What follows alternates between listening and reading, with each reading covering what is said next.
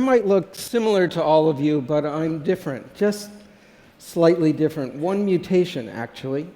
I was born with Gaucher's disease, a rare genetic illness that kept me going in and out of the hospital when I was a kid. And I can tell you that Gaucher's had its downside. There was the pain, the operations, and lots of needles.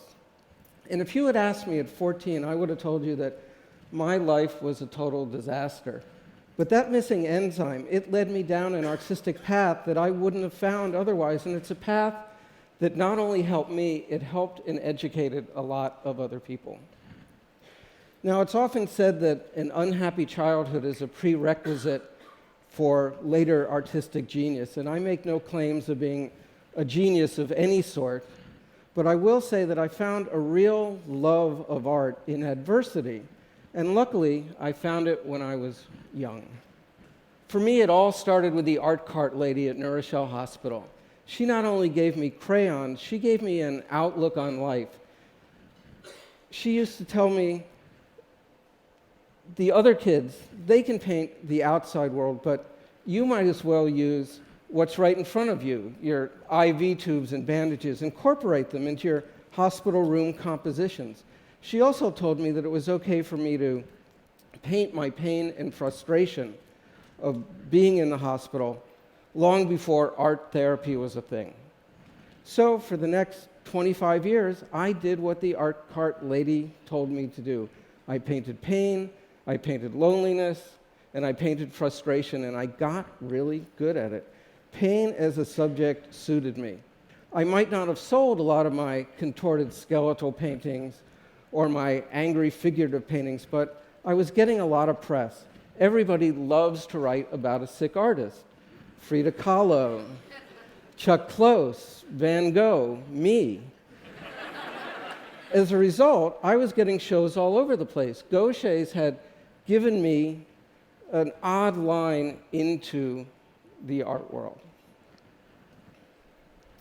So everything was going great for me, except for the fact I had an illness that everybody said was going to kill me by the time I was 30, until one genius at NIH created a recombinant version of my missing enzyme.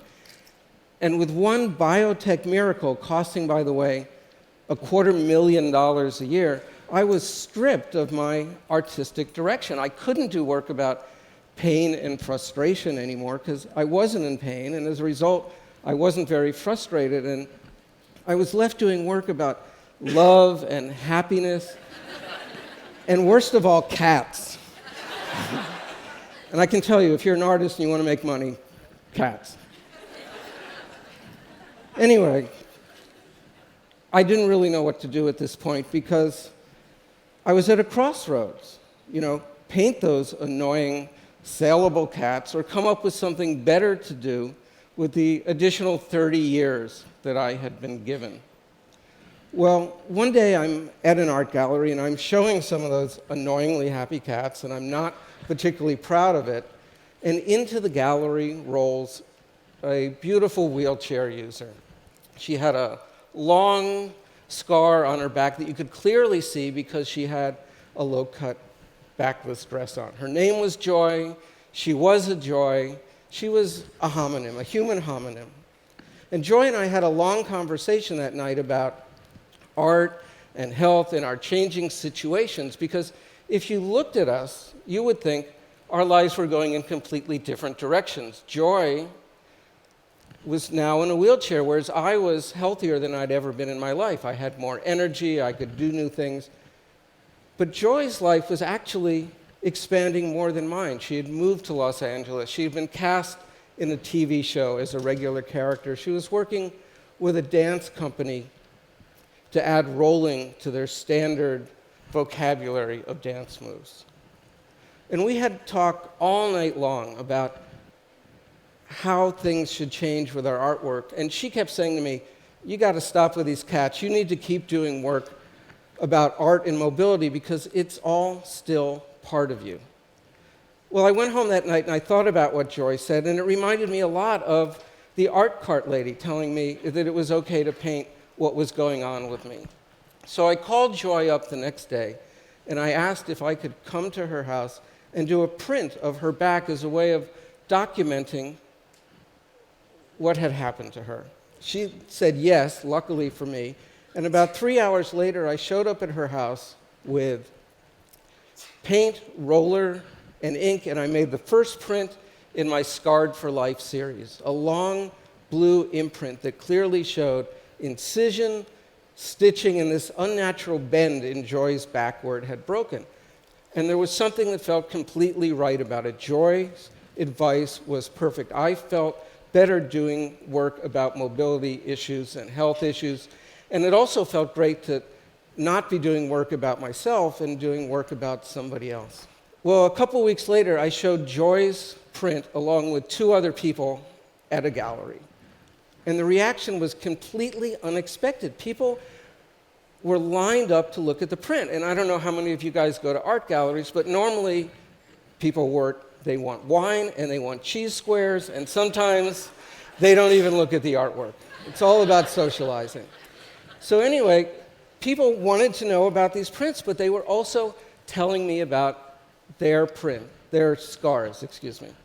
They wanted to tell me about their scars. They were telling me about things that had happened to them, and the whole time in the gallery, they are unbuttoning shirts and pulling down pants and lifting up skirts and pointing to their scars and telling me about their trials and tribulations and everything that had happened to them.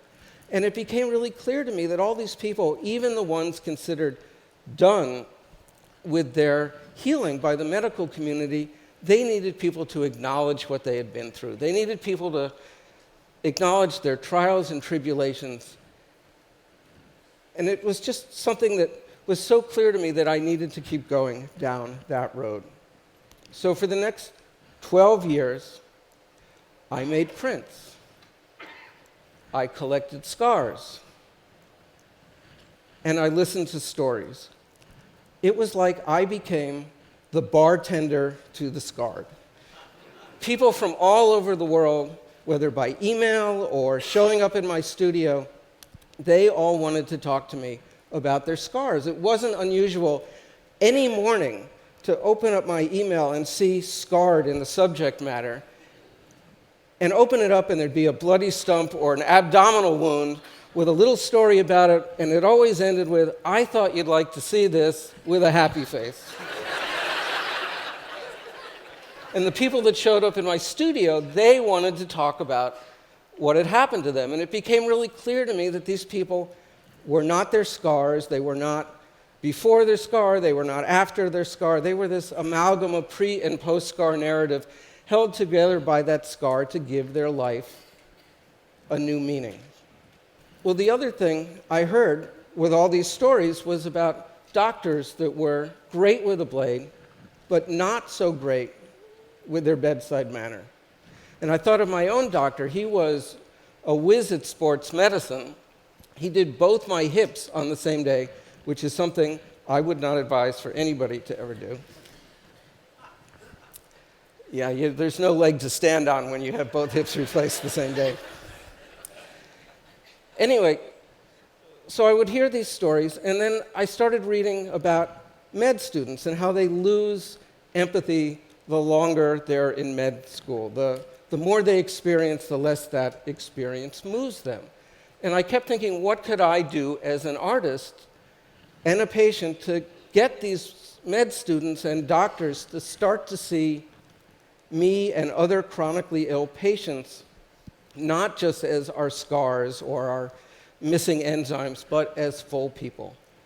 So I looked in my toolbox and I thought, what have I got to offer? Well, I have hundreds of stories from all these scar people.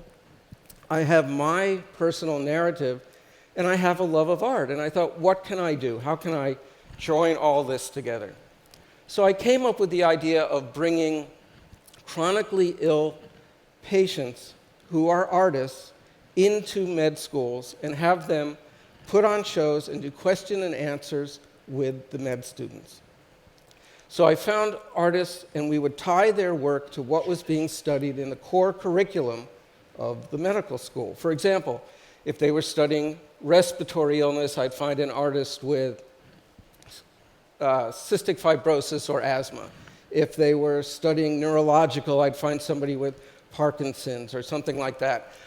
And we would tie it to the core curriculum, and they would come in and they would explain to these med students how their illness, no matter how bad their symptoms might be or the side effects might be, gave them an artistic way into looking at things that nobody else would have, that nobody who is healthy could create the artwork that they're doing, that there's beauty, and that being sick is just one part of a whole personality. I'd like to show you some of the artwork that I have been lucky enough to bring into the medical schools. This one is by Dominic Quagliazzi. Dominic is a cystic fibrosis patient, and he does work about the mundane, the repetition of being in the hospital over and over again. This is one of my favorite pieces because if you've been in the hospital a lot, you know your friends are trying to be great. They're trying to be helpful to you and nice and show their love, and they bring you flowers, except the hospital does not have a vase. And the flowers always land up in your water pitcher, so you have no water pitcher, and the flowers are too tall, and the water pitcher tips over, and water goes everywhere. So this is one of those images that it really shows the patient experience. When Dominic did his talk with the students, you could have heard a pin drop. He talked about and showed in his artwork what life was like on the waiting list for new lungs. Susan Trackman is an MS patient, and she does intricate patterns with all the junk that her medical treatment generates. She told the students that the only control she has over her life, artistically and health-wise, is what she does with all the spent medical supplies that show up at her house. And this one is by Ellen Kantor. Ellen did a great series of literal translations of things doctors were telling her during her treatment for back pain that she didn't understand.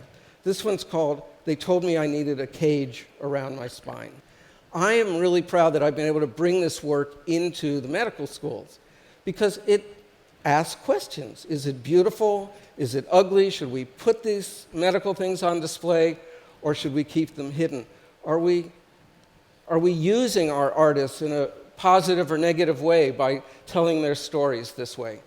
Well, the one thing I've learned from all these stories and all this artwork is that healing is a lot more than taking a pill. It's about accepting what's happened to you and moving on. Now, over the past 5 or 6 years, I have produced 20 art shows featuring about 30 artists. And I'm really happy that I've been able to give these artists a place to show work that would normally never be shown in the art world. You know, work about bipolar disorder, electroshock therapy, compulsive skin picking, cancer, migraines, adults with developmental disabilities normally don't get shown in the art world. People always say, oh, art should be about something, until art is about something, and then they don't really want to look at it. Well, I'm really happy that I've been able to do this because I think that bringing artwork into the medical schools gives students a way of seeing their whole patient that doing rounds and textbooks never will be able to do. You know, symptoms, they'll tell you about a moment in time, but a really beautiful painting, that will tell you about a lifetime. Thank you.